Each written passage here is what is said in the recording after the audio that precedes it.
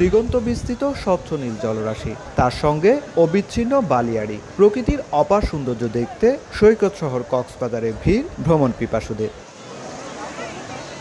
পর্যটন মৌসুমের সাপ্তাহিক ছুটির দিনে যান্ত্রিক জীবনের অবসাদ কাটাতে ছুটে আসা মানুষের ঢলে সাগরটির রূপ নেয় জনসমুদ্রে। এই প্রথম ওয়াটার বাইকে উঠলাম কক্সবাজারে, অনুভূতিটা খুব ভালো ছিল। আমার সমুদ্র এমনি অনেক ভালো লাগে, আর আমি বারবার আসতে চাই সমুদ্রে। সেটা যে শুধু শীতের সময় তা না, শীত ছাড়াও আসতে চাই। পরিবারের সাথে সবসময় এরকম ফ্রি টাইম বা এরকম আনন্দ মুহূর্তগুলো আমরা শেয়ার করতে পারি না। ঢাকার ভিতরে যদি শীত থাকে, কক্সবাজারে সেই শীতটা থাকে না। বেসিক্যালি আমার ছেলের উদ্দেশ্যে আসা, ওর ফার্স্ট টাইম কক্সবাজার ভ্রমণ।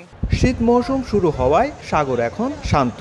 সাগরে পর্যটকদের গোসলে নামতে নিষেধের লাল পতাকা নামিয়ে উড়ানো হচ্ছে লাল হলুদের নিশানা।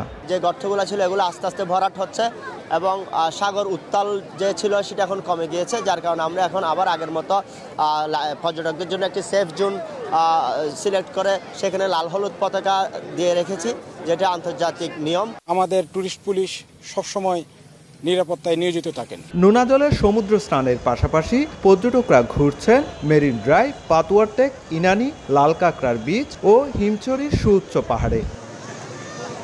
সুজাউদ্দিন রুবেল, সময় সংবাদ, কক্সবাজার।